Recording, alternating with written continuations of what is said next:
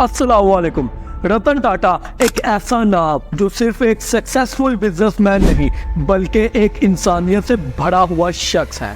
आज हम आपको उनकी ज़िंदगी के ऐसे कारनामे और किस्से सुनाने जा रहे हैं जो आपकी ज़िंदगी तब्दील कर देंगे, और उनकी ज़िंदगी का सबसे इम्पोर्टेंट किस्सा जो आपको सोचने पर मजबूर कर देगा कि कैसे एक सक्सेसफुल बिजनेसमैन टाइकून जिसने अपने सारे प्लान्स एक दफ़ा साइड पर रख दिए सिर्फ और सिर्फ इंसानियत के लिए। आज की इस वीडियो में हम आपको बताएंगे कि कैसे उन्होंने अपनी कंपनी को 5 बिलियन से 100 बिलियन डॉलर तक की कंपनी बनाया, और कैसे उन्होंने बड़ी बड़ी कंपनीज को अपनी कंपनी के साथ मर्ज किया। और एक बिजनेसमैन जिन्होंने रतन टाटा सर की बेइज्जती की थी, रतन साहब ने उन्हें तब जवाब नहीं दिया, लेकिन अपने काम के जरिए उन्हें ऐसा जवाब दिया कि वो भी घुटने टेकने पर मजबूर हो गए, और लास्ट में ये कहा कि आप हमसे हमारी कंपनी खरीद कर हम पे एहसान कर रहे हैं। हमें भी ऐसा बनना चाहिए, सिर्फ अपने मुंह से जवाब नहीं देना चाहिए बल्कि अपने काम से अगले को जवाब देकर बताएं कि हम क्या चीज़ हैं। रतन साहब ने अमेरिका से अपनी स्टडी कंप्लीट की थी। जब उन्होंने अपनी स्टडी कंप्लीट की तब उन्हें एक खूबसूरत लड़की से प्यार हो गया, और ये प्यार यहाँ तक पहुँच गया कि रतन साहब उससे शादी करने लगे थे, और एक बहुत ही अच्छी कंपनी से जॉब ऑफर हुई। लेकिन तभी कॉल आती है इंडिया से कॉल आती है रतन साहब की दादी की, और उन्होंने रतन साहब से कहा कि अब बिजनेस ज्वाइन करने का वक्त आ गया है, मेरी तबीयत ठीक नहीं है, आप इंडिया वापस आ जाओ। रतन साहब ने किसी की नहीं सुनी और वो इंडिया वापस आ गए अपनी दादी के पास। तब उन्होंने टाटा स्टील को ज्वाइन किया। टाटा स्टील को जब रतन साहब ने ज्वाइन किया था तब वो आम से मजदूर थे, मजदूरों की तरह काम करते और लाइनों में लग के खाना खाते। लेकिन रतन साहब की काबिलियत को देखकर टाटा ग्रुप के मेंबरान ने रतन साहब को 1991 में चेयरमैन ऑफ टाटा ग्रुप बना दिया। तब स्टार्ट होती है रतन साहब की जर्नी। रतन साहब जब चेयरमैन बने तो सबसे पहले इन्होंने एक काम किया। इनकी एक फैक्ट्री थी जो स्टीम इंजन्स बनाती थी रेलवे के लिए। इन्होंने उसको कन्वर्ट किया मोटर व्हीकल कार्स के लिए। रतन साहब ने अपनी पहली कार इंडिका लॉन्च की जो कि इंडिया मार्केट में इतनी ज़्यादा नहीं चली। रतन साहब बहुत ज़्यादा डिप्रेस हो गए क्योंकि इस कार को बनाने के लिए उन्होंने दिन रात मेहनत की थी अपनी टीम के साथ। रतन साहब जब डिप्रेस हुए तो किसी ने कहा कि इस कंपनी को बेच देते हैं। तब रतन साहब अमेरिका गए बिल फोर्ड से मिलने और उसे जाकर कहा कि आप मेरी कार मेरे से खरीद लें। तो बिल फोर्ड ने रतन साहब को कहा, जब तुम्हें धंधा ही नहीं आता था तुम इस कार बनाने वाले धंधे में क्यों आए? मैं तुम्हारी कार नहीं खरीद सकता, और अगर खरीदता भी हूँ तो मुझे क्या फ़ायदा होगा। रतन साहब ने कहा आप मेरी कार खरीद लें। तो बिल फोर्ड ने कहा कि ठीक है मैं तुम्हारी कार खरीद लेता हूँ, लेकिन मैं तुम्हारी कार खरीद कर तुम पे बहुत बड़ा एहसान करूँगा। रतन साहब को ये बात चुभ गई और वो उसी दिन रातों रात इंडिया वापस आए और अपने प्लांट पर मजीद मेहनत शुरू कर दी। उन्होंने इंडिका का डिज़ाइन चेक किया, अंदर से इंटीरियर चेक किया और एक टीम बनाई जिसका मकसद था इंडिया की मार्केट को चेक करना कि इंडियंस को कौन सी वाली कार पसंद है। रतन साहब का सिर्फ एक ही मकसद रह गया था कि मैंने एक बेस्ट कार इंडिया में इंट्रोड्यूस करवानी है जो कि दी बेस्ट हो और खाली इंडिया में ना चले बल्कि पूरी दुनिया में चले। और उनका ये ड्रीम भी पूरा हुआ। इंडिका ने सिर्फ इंडिया की मार्केट को नहीं बल्कि पूरी दुनिया की मार्केट को कैप्चर किया। इंडिया ने एक्सपोर्ट की अपनी इस कार की, और वो दिन भी आया जब बिल फोर्ड की 2 कंपनियां लैंड रोवर और जैगवार अच्छे तरीके से नहीं चल रही थी। तब रतन टाटा सर ने कहा कि हम आपकी लैंड रोवर जैगवार को खरीदेंगे। तब बिल फोर्ड ने यह कहा कि आप हमसे हमारी कंपनियां खरीद कर हम पे बहुत बड़ा एहसान कर रहे हो। और आज पूरी दुनिया में इंडिया के टाटा ग्रुप की लैंड रोवर और जैगवार यूज होती है। बहुत ही महंगी तरीन कार्स हैं। रतन साहब सिर्फ यहाँ नहीं रुके। टाटा ग्रुप की एक कंपनी थी जिसका नाम था TCS जो स्मॉल सर्विसेज प्रोवाइड करती थी। रतन साहब ने उसको पूरा ही चेंज कर दिया, उसके अंदर IT की सर्विसेज को ऐड कर दिया, जिसकी वजह से उस कंपनी ने इंडिया को इसका पहला कंप्यूटर दिया। रतन साहब ने तकरीबन 100 से ज़्यादा कंपनीज को टाटा ग्रुप के अंदर मर्ज किया।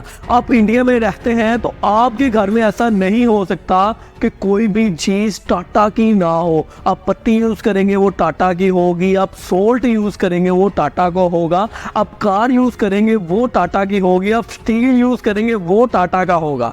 हर चीज़ टाटा ग्रुप की। आप सॉफ्टवेयर यूज़ करेंगे वो टाटा का होगा। यानी टाटा ग्रुप इतना ज़्यादा बड़ा हो गया। और टाटा स्टील की मैं बात करूँ तो जब वर्ल्ड वॉर हुई थी, जो ब्रिटिश जिसने टाटा स्टील यूज किया था, वो कहते हैं कि जो हमने इनसे स्टील लिया था अपने टैंक बनवाने के लिए, उस पर जब बम भी गिरता था तब भी वो नहीं फटते थे। इतना स्ट्रॉन्ग स्टील था टाटा ग्रुप का, यानी उस स्टील के अंदर मिलावट नहीं थी। टाटा ग्रुप ने हमेशा से ही इंसानियत के लिए काम किया है, पैसों के लिए भी काम किया है, लेकिन जो फर्स्ट वन उनकी चीज होती थी वो इंसानियत होती थी। दुनिया में सबसे पहले जो प्रोविडेंट फंड आया था वो टाटा ग्रुप की तरफ से आया था। इनकी एक कंपनी थी जिसके अंदर मजदूर काम करते थे, कॉटन फैक्ट्री थी, लेकिन मजदूर टाइम पर नहीं आते थे, मजदूर छुट्टियां बड़ी करते थे, हल्का सा बुखार हुआ मजदूर छुट्टी कर लेते थे। तब जमशेद साहब ने कहा कि क्या ऐसा किया जाए कि ये बंदे आ जाए। हमारा कोई इधर का बॉस होता तो वो कहता है इसको फायर कर दो, ये इतनी छुट्टियां करता है, लेकिन वो ऐसा नहीं सोचते थे। उन्होंने सोचा कि क्या किया जाए, उन्होंने सोचा कि हम इन्हें प्रोविडेंट फंड देंगे जिससे इनको रिटायर होने के बाद भी पेंशन मिलती रहेगी। उन्होंने लीव इन कैशमेंट देना शुरू की, उन्होंने प्रोविडेंट फंड देना शुरू किया, स्पोर्ट्स डे लॉन्च किए, और इस तरह करते करते टाटा ग्रुप बहुत ही बड़ा हो गया कॉटन इंडस्ट्री में। यानी उस टाइम की कोई भी कॉटन मिल टाटा ग्रुप के आसपास भी नहीं थी।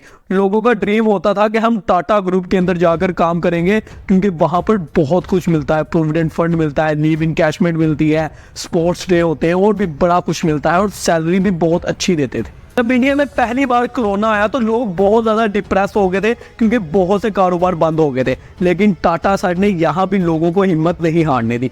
टाटा सर ने 1500 करोड़ दान किए पीएम फंड के अंदर, 1500 करोड़, ताकि लोगों को खाना मिलता रहे और इनका डिप्रेशन कम रहे। 2008 की बात है, रतन साहब अपने ड्राइवर के साथ जा रहे थे, उस टाइम बारिश हो रही थी। रतन साहब ने एक फैमिली को देखा स्कूटर पर, जो 2 बच्चे हस्बैंड और वाइफ जा रहे हैं और बारिश के अंदर भीगते हुए जा रहे हैं। रतन साहब ने सोचा कि क्यों ना इनको कोई ऐसी चीज़ प्रोवाइड की जाए कि जो कम सैलरी भी लेता है वो भी छत के नीचे अपने बच्चों को लेके जा सके, यानी कि गाड़ी। तब रतन साहब अपने प्लाट में आए, अपने इंजीनियर्स को बुलाया और कहा कि मुझे सबसे सस्ती, दुनिया की सबसे सस्ती कार बना के दो, जिसकी वजह से मैं गरीबों की मदद कर सकूं। तब शुरुआत होती है टाटा नैनो की। टाटा नैनो के ऊपर बहुत ज़्यादा एक्सपेरिमेंट्स हुए, कभी उसका इंजन आगे रखते थे, कभी उसका इंजन पीछे रखते थे, यानी उसमें बहुत ज़्यादा कॉस्ट कटिंग की और बहुत ही ज़्यादा मेहनत हुई थी टाटा नैनो पर। लेकिन अफसोस की बात है, जब टाटा नैनो मार्केट में आई तो वो ज़्यादा देर तक चल नहीं सकी, क्योंकि लोगों की मेंटालिटी नहीं थी उसको लेने की कि अगर मैं लूँगा मेरा हमसाया कहेगा आपने दुनिया की सबसे सस्ती कार ले ली है। हालांकि उसके अंदर कार्स वाले सारे फीचर्स मौजूद थे, लेकिन उन्होंने उस कार को भी डेड कर दिया। लेकिन रतन टाटा सर ने तो अपना 100% दिया था उस कार को बनाने के लिए। उसका कभी एक शाख करते, कभी 2 करते, कभी वाइपर आगे लगाते, कभी उतारते, यानी बहुत ही ज़्यादा मेहनत की थी उस कार को बनाने के लिए। लेकिन अफसोस की बात है कि वो कार इंडिया में इतना नहीं चल पाई। सिर्फ 1 लाख रुपए में टाटा नैनो निकाली, जो कि पूरी दुनिया में सबसे सस्ती कार थी। एक दफ़ा प्रिंस चार्ल्स ने रतन टाटा सर को इनवाइट किया कि मैं आपको एक अवार्ड देना चाहता हूं, लेकिन रतन टाटा सर नहीं जा पाए। क्यों? क्योंकि उस दिन उनके डॉग की तबीयत नहीं ठीक थी, इसलिए वो उसके लिए रुक गए। यानी इंसानियत इतनी ज़्यादा कि कुत्ते के लिए रुक गए और प्रिंस चार्ल्स से मिलने नहीं गए। तो तब प्रिंस चार्ल्स ने अपनी एक प्रेस कॉन्फ्रेंस में बताया, इससे ज़्यादा रहमदिल इंसान मैंने अभी तक नहीं देखा। दोस्तों, रतन साहब ने कभी शादी नहीं करवाई। रतन साहब ने बताया कि मुझे ज़िंदगी में 4 दफ़ा मोहब्बत हुई, लेकिन चारों बार किसी न किसी मसले की वजह से मैं शादी नहीं करवा सका। जो लास्ट टाइम उन्हें मोहब्बत हुई थी तब उनकी दादी की तबीयत ख़राब हो गई, और जब वो वापस जाने लगे तो पता चला कि जिसके साथ उनको मोहब्बत हुई थी उस लड़की ने वहाँ पर शादी कर ली है। उसके बाद रतन साहब का ऐसा दिल टूटा कि उन्होंने आज तक शादी नहीं करवाई। सो दोस्तों, ये थी आज की हमारी वीडियो। इस वीडियो में हमने रतन टाटा सर की ज़िंदगी को कवर किया है, लेकिन इतनी सी वीडियो में हम उनकी पूरी ज़िंदगी को कवर नहीं कर सकते, उनकी ज़िंदगी के किस्से और उनकी सक्सेस स्टोरीज़ को। तो दोस्तों, इसी के साथ अल्लाह हाफिज़। और अगर वीडियो अच्छी लगी है तो चैनल को सब्सक्राइब करें, वीडियो को लाइक करें।